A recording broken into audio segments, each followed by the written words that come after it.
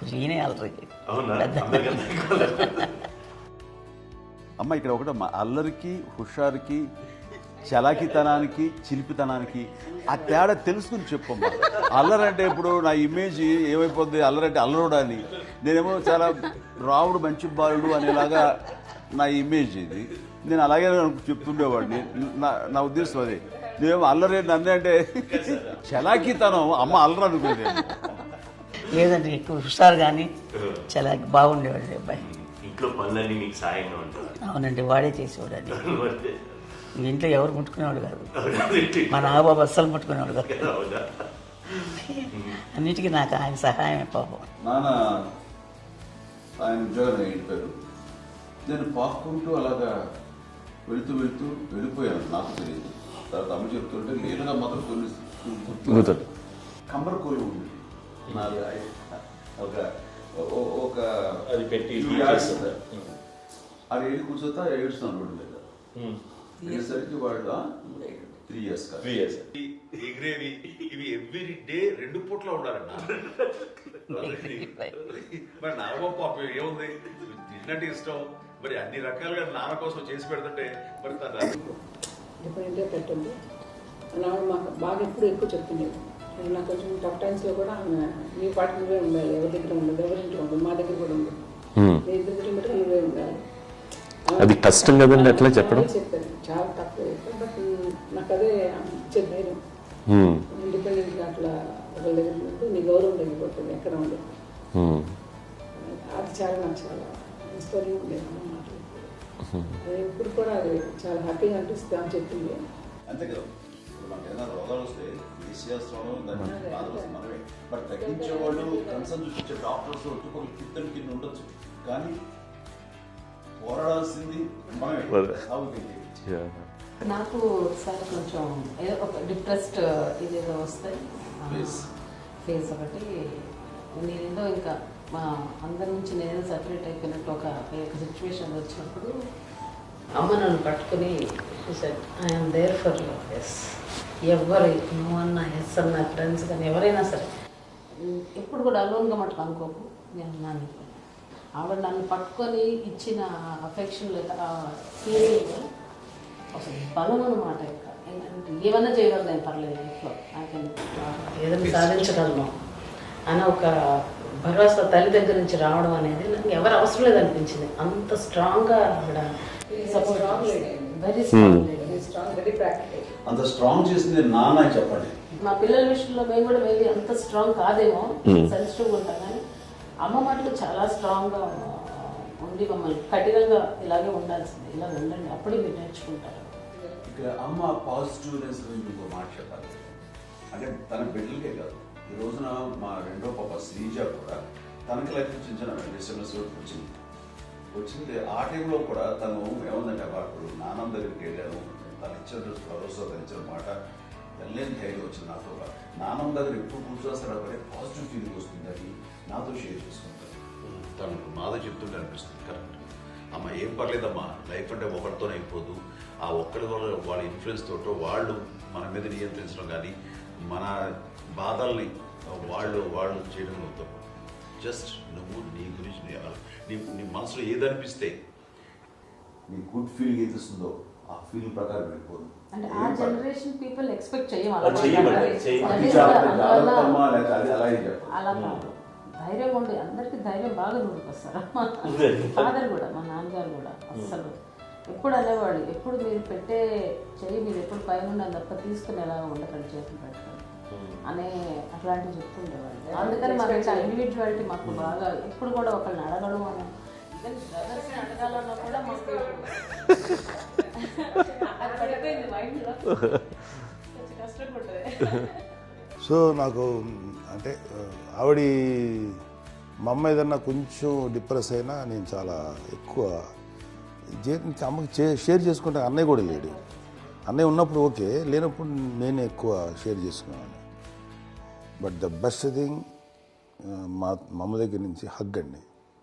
ఈరోజు కూడా మా అమ్మని హగ్ చేసుకోకపోతే అంటే అది నాకు మా అందరిలోనూ, అంటే ఆవిడ పెద్ద చదువుకున్న వ్యక్తి కాదు, పెద్దగా బయటికి వెళ్ళి నా ఎక్స్పోజర్ కాదు, కానీ ఇవాళ అన్నయ్య కానీ విజయ, మాధవి, నేను, కళ్యాణ్ బాబు ఈ రోజుకి టుగెదర్గానే ఉంటాం.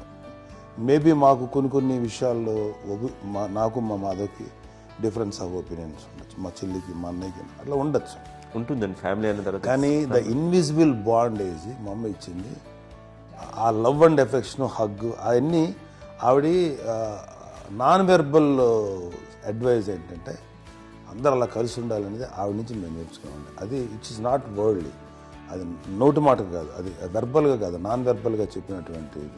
సో అందుకని అది మాకు గొప్ప, మేమందరం ఇప్పుడు అలా ఉండడానికి కారణం, అంత కలిసి ఉండడానికి కారణం, మెయిన్ కారణం మా అమ్మ అండి.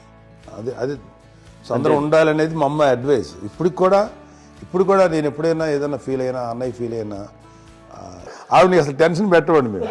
సో అలా అది ఆవిడ నేర్పించింది, అలా కలిసి ఉండటం అనేటువంటి బాండేజ్ని. పెద్దలు రిటైర్ అయిపోయి విశ్రాంతి తీసుకుంటున్నటువంటి పెద్దలందరూ కూడా ఆచరించే విధంగా ఒక విషయాన్ని నేను గమనించాను. ఇప్పుడంటే నా దగ్గర ఉంటుంది కాబట్టి ఉన్నాను. అమ్మ విడిగా ఇంకొక ఇంట్లో ఉండేది, 9 సంవత్సరాలు నాన్నగారు దూరమైన దగ్గర నుంచి ఉండేది. 5 సంవత్సరాలు ఒంటరిగా ఉండి నన్ను బిడ్డలందరూ ఎవరు మా నాన్న వెళ్ళిపోయారు, నేను ఒంటరి అయిపోయాను అన్న ఫీలింగ్ అమ్మకు ఎప్పుడు ఉండేది కాదు. తర్వాత బిడ్డలు వాళ్ళ టైం బట్టి వచ్చి చూసుకుంటే సరిపోతుంది. అది వారమా, నెలక, 2 నెలక, అసలు ఒక్కోసారి రాలేని పరిస్థితిలో ఉంటుంది. 5-6 నెలల పాటు ఇదే ఊళ్ళో ఉండి పక్క వీధుల్లో ఉండి ఎవరి పనులు వాళ్ళు బిజీగా ఉండి, ఎవరి షూటింగ్ వాళ్ళు బిజీగా ఉండి, ఎవరి ప్రొఫెషన్లో వాళ్ళు బిజీగా ఉండి, ఎవరి ప్రొఫెషన్లో వాళ్ళు బిజీగా ఉండి, తన సంసారం తను బిజీగా ఉంటాను. ఒకసారి అమ్మ ఏమీ ఫీల్ అయ్యేది, ఏంటమ్మా రావట్లేదు, అసలు పట్టించుకోవట్లేదు ఏంటి అంటే, అంతేలేమ్మా అని ఇలాంటి నిరసన మాటలు కానీ, ఈసరింపు మాటలు కానీ, లేకపోతే న్యూనతాభావం కానీ ఇలాంటివి ఎప్పుడు అమ్మకు లేవండి. వచ్చారు అమ్మ దగ్గర ఏం చేసి పెట్టడా చెప్పండి అంటూ చాలా పాజిటివ్ ఉంది. ఇప్పటికీ కూడా తను సపరేట్ కిచెన్ మా ఇంట్లో ఎంతో అందరూ వేరే కిచెన్, ఎందుకంటే అమ్మకి మోస్ట్ స్ట్రెస్ బస్టర్ వచ్చేసినా లేకపోతే ఏదో రిలీఫ్ ఏంటంటే తన కిచెన్ కూర్చొని వండి అందరికి పెట్టాం. ఇప్పటికీ కళ్యాణ్ బాబు అక్కడక్కడ తిరిగేసి ఎక్కడో చేసి నిరసన చేసి అన్ని రకాలు చేసి వస్తే అమ్మకి చాలా జాలి. ఆడేదో ఇంక మేము గుడ్లా కష్టపడుతున్నాం, కానీ ఆడి ఎంతలో వెళ్ళేది మీ టీవీలో వాటిలో అది ఎక్కువగా చూపించేసరికి వాడే కష్టపడతారు, మేము కష్టపడలేదు ఫీలింగ్ అమ్మకి. అందులో వాడు రాగానే ఎలా వచ్చావా అని అమ్మ ఎక్కడ కళ్యాణ్ బాబు అంటే ముందు అమ్మను కానీ ఎక్కడ కళ్యాణ్ బాబు తను ఎక్కడ ఉంటాడు, ఏముంటాడు తెలుసు. అది చూస్తారు ఎక్కడ తను వాడికి ఇష్టమైన బిర్యానీ అవి చేసి చక్కగా పంపించి అన్నీ చేస్తుంటాడు. అట్లాగా బిడ్డలకి పెట్టడమే తప్ప బిడ్డల నుంచి ఈ వయసులో ఎక్స్పెక్ట్ చేయడం లేకపోగా కొంచెం పట్టించుకోవట్లేదు అనే ఒక న్యూనత భావంలోకి వెళ్ళిపోయి సైకలాజికల్ డిప్రెస్ అయ్యే మదర్ మొత్తం కాదు. ఆ రకంగా మాకందరికీ భరోసా. మేము కూడా పెద్ద అయినా బిడ్డలు వాళ్ళ ప్రవృత్తి ఉద్యోగరీత్యా వాళ్ళు వృత్తిరీత్యా వాళ్ళు దూరం అయిపోయి మనల్ని చాలా కమ్యూనికేషన్ గ్యాప్ వచ్చినా సరే బిడ్డలు నాకు దూరం అయిపోయి పట్టించుకోవట్లేదు. ఇలాగే చూసావా వెళ్ళి ఎంత ఇదిగా ఒరేవాళ్ళు గురించి ఇప్పుడు ఏమైపోయానో అన్న ఇంత కొంచెం బాధపడలేదు వాళ్ళకి అంటూ నెగిటివ్ సైడ్ ఆలోచించే విధానం లేనే లేదు. అది మా అందరికి ఎంత కంఫర్టబుల్ అంటే అంత అవుతుంది. చూసుకోకపోతే మాధవ్ చూసుకుని మాధవ్ లేకపోతే నాగబాబు వెళ్తుంటాడు కడియడం వల్ల మా విజయం చూసుకుంటున్నది సరే చూసుకోవట్లేదు మేము అర్థం చేసుకోగలము, కానీ వాళ్ళు వస్తే బాగుంటుంది కదా అనేది ఉంటుంది. ఫీల్ అవుతారు, అలాంటి ఫీలింగ్ ఏం లేదు.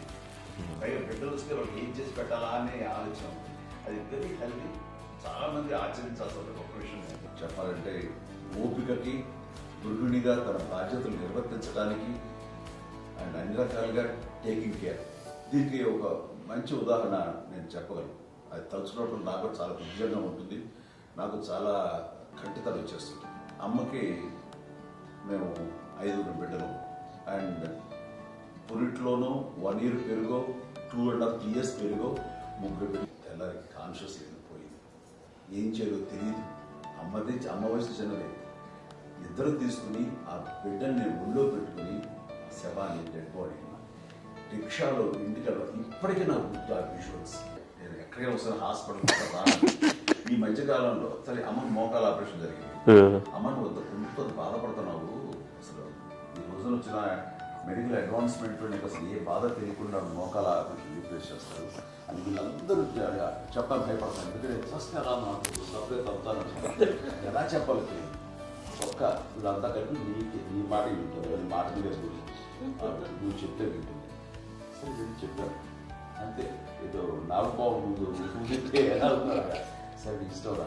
లేదులే మా ఊరికి పర్లేదు అని మళ్ళీ ఇంటికి వచ్చాక మళ్ళీ ఇంకొక తెప్పించి ఇంకో మిషన్ తెప్పించి మళ్ళీ టెస్ట్ చేయించి అందరూ బాగుంది ఏమీ లేదు అన్న తర్వాత అప్పుడు ప్రతితో పడ్డాడు. ఏదో ఉంది మామూలు టెస్ట్ చేయించాలని చెప్పి ఏదైనా చిన్న పని చెప్తే అది కూడా నువ్వే చేయనివ్వండి. ఆ కోపం వచ్చేది, కోపం వచ్చి ఒకడు కొట్టేవాడు, కొడితే కోపం వచ్చేది తప్ప నేను వెళ్ళేవాడిని కాదు.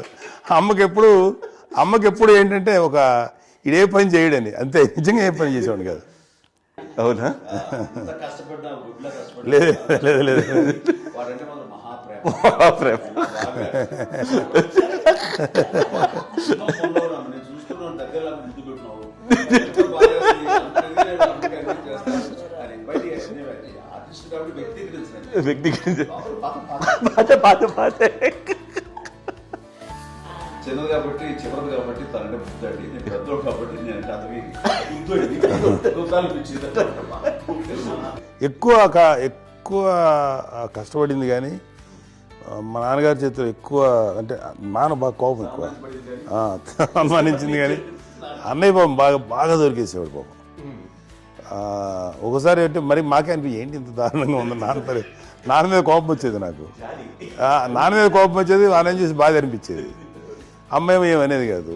సరే అయినా సరే ఎప్పుడు కూడా పోనీ అంది హైపర్ యాక్టివ్ ఉంటా. అన్నయ్య పుట్టడమే భయంకరమైన హైపర్ యాక్టివ్. అంటే మాకు మా నాన్నగారు కానీ మా అమ్మగారు కానండి మాకన్నా చాలా బ్రాడ్ మైండ్ ఉన్న వ్యక్తులండి. ఎందుకంటే పిల్లలు ఎక్కడన్నా బయటకు వెళ్తే ఇప్పుడు మేమైతే భయపడిపోతాం.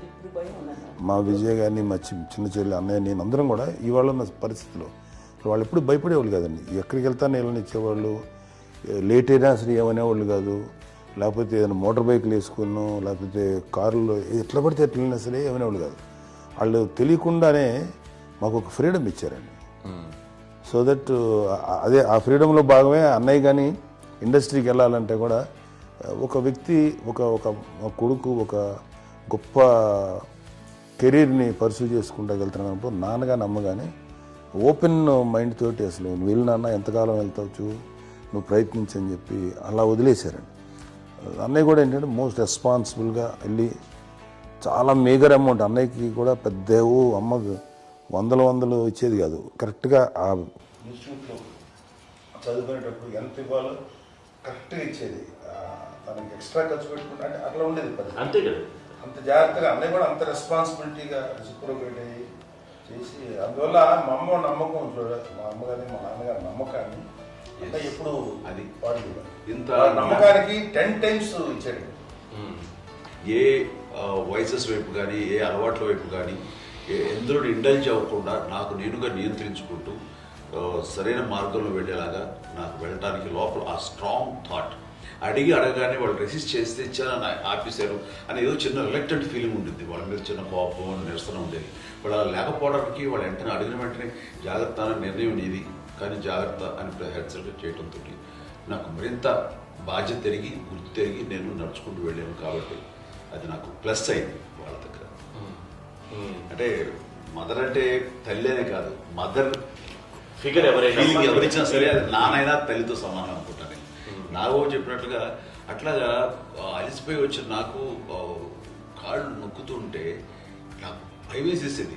ఆ తర్వాత పడుకో అది గలవాయించేవాడు, అది కూడా కోపం. అంటే ఉదాహరణ అంటే మళ్ళీ అదే నాకు తిడతారు, ఎందుకు కాదు పడుకుని ఎక్కడ నిద్ర వస్తాయండి నాన్న అంటే. సో ఆ రకంగా నాన్న తన ప్రేమ చూపిస్తుంటారు. ఆ తర్వాత గోండా టైప్లో కూడాను నేను ట్రైన్ కింద వెళ్తుంటే నాన్న అక్కడే ఉన్నారు, రాజమండ్రి దగ్గర ప్రాంతం. ఆయన చాలా కోపం చేస్తుంది, ఇలాంటి చేస్తుంటావు నువ్వు, ఏదైనా అయితే ఏంటి అనేది చెప్పి ఏం పర్లేదన్నా ఏమవుతుందో అన్ని రకాల సేఫ్టీ అన్ని రకాల జాగ్రత్త చూసుకున్నాం. ఈ రోజు ఉన్నంత సేఫ్టీ అప్పుడు లేదు. అయినా సరే రేపు పొద్దున నీ కొడుకులు ఇలాంటి పరిస్థితులు నీకు తెలిసి వస్తారు అప్పుడు అనేవాడు. ఎన్నిసార్లు మాట అనేవాళ్ళు. నాకు నిజంగానే మగధీర టైంలో గుర్ర పెట్టుకుని ఆ రోడ్డు మీద పడిపోయాడు అని అన్నప్పుడు ఆ ఫస్ట్ టైం ఆ ఫీలింగ్ కలిగింది. అలాగే పీటర్ హెయిన్స్ అనేవాడు ఫస్ట్ మగధీరలో జంప్ చేస్తారు, మోటార్ బైక్ జంప్ చేసినప్పుడు ట్రైల్లో పీటర్ హెయిన్స్ అంత హైట్ నుంచి 20 feet 25 feet హైట్ నుంచి పడిపోయి మొత్తాన్ని బోన్స్ ఇరగొట్టుకుని వాడు 7 నెలల పాటు వాడు హాస్పిటలైజ్డ్. అది వీడైతే ఏమో తలుచుకుని భయం వేసేసేది. అప్పుడు నాన్న గుర్తుకు వచ్చేవాడు, ఓహో వాళ్ళ టెన్షన్ ఇంతే లేదు. మనకి మన కొడుకు వస్తే తెలియదు ఈ మాట నాన్న ఎప్పుడు అన్నారని అనిపిస్తుంది. స్వీట్ మెమరీస్ మాకండి కోడలు కాదండి, నా కూతురండి. అంత బాగుంటాం మేమిద్దరం కూడా. మా నాన్నగారి క్వాలిటీ నేను ఎగ్జాంపుల్ చెప్పగలను. అమ్మ వాళ్ళ ఇంట్లో పెద్దది, వాళ్ళ నాన్నగారు అంటే మా తాతయ్య గారు ప్రొహిబిషన్ డిపార్ట్మెంట్లో సిఐగా ఎస్ఐగా చేశారు. ఏదో మా ఇన్స్పెక్టర్ సిఐ చేసి ఆయన కాలం చెందారు. చాలా ఎర్లీగా 48 years చచ్చిపోయారు. 40 చచ్చిపోయారు. 40 దాదాపు 40 సరిపోతే ఆయనకి అప్పటికి అమ్మ కాకుండా 4 బిడ్డలు. అమ్మ తర్వాత అబ్బాయి తర్వాత 3 ఆడతారు. వాళ్ళు ఏంటంటే రాకరావడి నాగబాబు కంటే కూడా చిన్నవాడు. అది ఆ వయసు అంత చిన్నవాడు. అమ్మ మా పిన్నమ్మని నాకంటే చిన్నవాడు. అలాంటి పిన్నమ్మల్ని ఆయన వీళ్ళ నాగ చనిపోయిన తర్వాత తన ఫ్యామిలీ అంతగా నాన్న పెంచారు. నాన్న కూడా అరాపురా శాలరీ మీద బతికేదే తప్ప కూడా కాదు. సో తనకు మిగిలిన దాంట్లో మళ్ళీ ఆ ఫ్యామిలీని చూసుకోవడం, మా అమ్మమ్మని చూసుకోవడం, వాళ్ళ మంచి చెడు చూసుకోవడం. వాళ్ళకు ఇల్లు మాత్రం ఉంది మొబైల్తూరులో. ఆ ఇంట్లో వాళ్ళు అద్దెకు వస్తే ఆ కొంచెం డబ్బు నానిచ్చేయడం, అక్కడ పొలం కొనిచ్చారు. ఆ పొలం మీద డబ్బుతోటి అంతా బాగా చూసుకోరు తన ఫ్యామిలీ లాగా. కాబట్టి నాన్న ఫస్ట్ సూత్రధారి. అమ్మ కూడా ఫ్యామిలీ బాండింగ్ టుగెదర్నెస్ అనేది స్ట్రాంగ్గా ఉండటానికి నాన్న ఏర్పాటు చేసినటువంటి బీజం. అది అమ్మ కంటిన్యూ చేస్తుంది. మేము ఇవన్నీ చూసి మేము నేర్చుకుని మేము టుగెదర్ అంటున్నాం. అందునే we are very rich in terms of emotional bonding. ఎవరికి ఏ కష్టం వచ్చినా, ఎవరికి ఏది ఇబ్బంది వచ్చినా సరే మొత్తం అందరం గుమిగూడిపోతాం. ఏ లెవెల్గా వెళ్ళిపోయి మోర్ సపోర్ట్ చేస్తాం. అంటే వీ డోంట్ ఎక్స్పెక్ట్ ఇంకా అంత చేయకూడదు. ఒకరినొకరు భరోసా. అది మా ఫ్యామిలీ మేము వెరీ స్ట్రాంగ్ అని చెప్పాలి. పెద్దవాడు కాబట్టి అవకాశం నాకు వచ్చింది కాబట్టి అమ్మ ఇది ఎప్పుడు ఎవరు కొన్ని విషయాలు నాగబాబు మా సపోర్ట్గా ఉంటాడు. నాగబాబు ఉండి వాడు ఉంటే భరోసా. అలాగే ఆడపిల్లలు మేము కూడా గమనించలేని సున్నితమైనటువంటి విషయం, హెల్త్ విషయం కానీ, అమ్మ మూడు కానీ, అన్నయ్య ఎంత క్యాజువల్ ఎంత బిజీ ఉన్నా ఒక అమ్మాయి ఉంటుంది. అలాగే చాలా చిన్న చిన్న విషయాలు కూడా చాలా మెడికల్ ఇంట్రెస్ట్. అందుకని మాకు అన్నయ్య ఉన్నాడు, అన్నయ్య దగ్గర ఉన్న అమ్మ అంటే ఇంకా ఎక్కువ రిలాక్స్ అయ్యాను. అన్నయ్య దగ్గరికి వచ్చాక మేము అందరం చాలా కంఫర్ట్ అయిపోయాం. ఎప్పుడు ఎవరు కొన్ని విషయాలు నాగబాబు మా సపోర్ట్గా ఉంటాడు. నాగబాబు ఉండి వాడు ఉంటే భరోసా. అలాగే ఆడపిల్లలు ఇట్లా ఒకళ్ళొకరు అండి కాంప్లిమెంటింగ్ టు ఈచ్ అదర్ అండి. అవి ఒక్కరు కాదండి. అది వాళ్ళు అమ్మే చూపించే ప్రేమగా నేను చెప్పగలను. కానీ బట్ దీని అందులో సూత్రధారి నాన్న తర్వాత అది అమ్మ మెయింటైన్ చేస్తుంది. ఇప్పుడు అమ్మ నా ఇంట్లో ఉంది అంటే మనవాళ్ళు వస్తారు, మనవాళ్ళు వస్తారు, ఆడబిడ్డలు వస్తారు, వీళ్ళు బిడ్డలు వస్తారు. ఇల్లు ఎప్పుడు అమ్మ. అది మేమందరం ఆచరిస్తుంటాం పండగలకి, పబ్బాలకి. అది నిన్న మొన్న నాగబాబు వచ్చి చాలాసేపు కూర్చున్నాడు. నేను ఇంట్లో లేకపోయినా వచ్చి నాగబాబు కూర్చొని టైం స్పెండ్ చేసి వెళ్ళిపోతుంటాడు. అలాగే చెల్లెలు ఇద్దరు ఆల్మోస్ట్ ఎవ్రీడే మాత వస్తుంటుంది, తను కూడా వస్తుంది. నిన్న సాయంత్రం కూడా వచ్చి ఉంటుంది. అమ్మా మధ్యాహ్నం వచ్చి కదా వచ్చి ఇక్కడే భోజనం చేసుకుని అలా ఉంటుందండి. పిల్లలు తల్లి కలిసి ఇంకా అక్క చెల్లెలు తమ్ముడు అందరూ కలిసిపోయి అన్నీ అంతా సంసారం నిలబడుతుంది. లేకపోతే ఏముందండి ఇక్కడ వెళ్ళిపోతారు, వెళ్ళిపోతే ఎక్కడే పడవాలి అని చాలా ప్రేమలు ఇప్పుడు లేవండి, తగ్గిపోయాయి. మెకానికల్ చాలా మటుకు లేదో ఇంకా వాళ్ళ పనులు చేసుకోవడం ఏదో జరిగిపోతా ఉంది అనుకోండి. అంత ప్రేమలు ఎక్కడ లేవండి ఇప్పుడు ఈరోజు. మా నాన్నగారు అన్నయ్య వాళ్ళ బిడ్డలు కూడా వాళ్ళు కూడా అమ్మే, వాళ్ళ ఆడపిల్లలు కూడా అమ్మే. చూడండి నాన్న ఎట్లయితే తన చెల్లెలు చూసుకున్నారో అట్లే నాన్న తరపు అమ్మగారి పిల్లలు వాళ్ళు చనిపోయారు చెల్లి గారి. వాళ్ళ బిడ్డలకి పెళ్లిళ్ళు పేరెంటాలు అన్నీ చేసింది అమ్మాయి. అమ్మ అలా చేసింది కాబట్టి అది మాకు మార్గదర్శకం ఉంది. ఇప్పటికీ వాళ్ళు కొంచెం ఒక మాదిరి పరిస్థితి ఉంటే వాళ్ళకి ఇల్లు కూడా పెట్టడం కానీ వాళ్ళకి తగిన సహాయం కనుక ఎవ్రీ మంత్ మా పెదనాన్న గారి అమ్మాయి వాళ్ళు ఆల్మోస్ట్ 70 వాళ్ళకి ఎవ్రీ మంత్ మా ఇంటి నుంచి మొత్తం వెళ్ళిపోతాం 10,000-15,000 ఎన్నో సంవత్సరాలు వెళ్ళిపోతాను బ్యాంక్ వచ్చేది ఫస్ట్. అదంతా కూడా మా పెద్దలు వచ్చింది. వాళ్ళు కూడా వచ్చి అమ్మని అంతా ప్రేమలో చూస్తారు, ఇష్టంగా చూస్తారు. అమ్మ ఇందాక చెప్పినట్లు ఇచ్చే మెసేజ్ ఏంటన్నది అమ్మ మాటలో చెప్పాలంటే బంధాలు బాంధవ్యాలు అన్నది ఎనలేని ఆస్తిపాస్తులు. సో ఎలాగైతే డబ్బు ఎంత సంక్రమించింది, ఎన్ని ఆస్తులు వచ్చాయి ఫిజికల్గా అనే దాని మీద కంటే కూడా ఇవి ఆస్తిగా తీసుకుంటూ నేను విలువ ఎరిగి గుర్తెరిగి దాని ప్రభావం తెలుసుకుని అది కనుక మనం ఇచ్చుపుచ్చుకుంటే ఫ్యామిలీలో అంటే దాని ఉంటుంది. మా చెల్లెలు కూడా వస్తే నేను అనుకోవట్లేదు, సూర్య కూడా ఉంటుందని నేను అనుకోవట్లేదు. అలాంటి గొప్పగా ఇది అండ్ ఆ రకంగా షీఈ్ వెరీ చాలా గొప్ప జన్మ. అమ్మకి చిన్న మానసికంగా చిన్న ఏదో ఒక డిప్రెషన్ అది వచ్చింది. ఏదో నాన్న గుర్తుకొచ్చో, నాన్న లేరనో, లేకపోతే వాళ్ళ అమ్మగారు కూడా అదే టైం చనిపోయారనో, తన దగ్గర ఉంటారు ఏదో ఉన్నప్పుడు మేము అందరం సపోర్ట్గా ఉండి మా కొన్నా నా దగ్గర ఉందిగా అని చెప్పేసి అప్పట్లో అమ్మ వేరేగా ఉంది. ఉన్నప్పుడు ఒకటే మాట అన్నాను, అమ్మ నీలాంటి గర్భం అంటే అంజనమదే గర్భం అని బయట ఎన్నోసార్లు నా ఫ్రెండ్స్ కానివ్వండి, బయట కానివ్వండి, కొన్ని సందర్భాల్లో మీటింగ్లో కానివ్వండి, స్పీచెస్లో కానీ అన్నవాళ్ళు ఎంతోమంది అన్నారు. వాళ్ళ మాట అంటే రీజన్ తెలుసా నీకు? కోటాను కోటల్లో ఎంతమంది తల్లులకు నీకు వచ్చిన అదృష్టం, నీకు లభించినటువంటి గౌరవం ఎవరు లభిస్తున్నాం? బిడ్డలు ఎంతో మంది చేత కొనియాడబడుతున్నారు, ఎంతో మందికి సహాయపడుతూ ఆ రకంగా వాళ్ళందరి యొక్క ఆశీస్సులు పొందుతున్నారు. కానీ ఎంతో మందికి నిరంతరం హెల్ప్ చేస్తూ వాళ్ళ ఇది చూసుకుంటున్నారు. అవి ఆ భగవంతుడు మీరు చేస్తున్న పూజలో ఉన్న ఆ భగవంతుడు మన నెక్స్ట్ తరాలకు కూడా మనకి ఇలాంటిది వారసత్వంగా ఇస్తూ అదే రకంగా కొనసాగించేలాగా మాకు అదృష్టాలు ఇచ్చారమ్మా. ఇంతమంది ఎవరు మీ నుంచి వచ్చిన వాళ్ళే, మీరు ఇది ఎంత గొప్ప గర్భం, ఎంత గొప్ప జన్మ ఇది. అలాంటిది నువ్వు ఇలా అవటమేంటి? ఇది హై లెవెల్లో ఉండాలి ఫీలింగ్స్గా నువ్వు కానీ. అంతే నువ్వు ఇలాగా ఉండిపోవడం ఏంటమ్మా అని చెప్పినప్పుడు ఇది నీది కాదు, నాది కాదు, నువ్వు నమ్ముకున్న భగవంతుడు నీకు ఇచ్చింది అనుకుంటావు కదా. నువ్వు ఆ భగవంతుడి కృతజ్ఞత తీర్చుకోలేక ప్రతిరోజు ఆయన ధ్యానించు, ఆయన పూజలో ఉండు, నీకు ఆయనే ధైర్యం ఇస్తాడు. అంతేగాని నువ్వు నెగిటివ్ సైడ్ ఆలోచించమ్మా. మా అందరికీ పాజిటివ్నెస్ ప్రివైల్ చేసిన దానివి, ఇచ్చిన దానివి, అందించిన దానివి. అలాంటి నువ్వు నెగిటివ్ వైపు వెళ్ళిపోకూడదు అంటే అంతే, మళ్ళీ అటుపక్క ఎప్పుడు గెలలేదు. ఆంజనేయ స్వామి భక్తి ఆయనలో ప్రవేశపెట్టి చెప్పాలడానికి నేనే నేను నన్ను దేవుడి ఇంట్లో నేనే ఇంట్రడ్యూస్ చేశాను. నానంత ప్రగాఢంగా నమ్మి ఆయన దానివల్ల లబ్ధి పొందారు. ఆయన అందులో మమ్మల్ని మించిపోయే స్టేజ్కి వెళ్ళిపోయారు. ఆయనతోటి ఆంజనేయ స్వామితో ఇంటరాక్ట్ అవుతూ అట్లా ఆయన నమ్ముకుంటారు.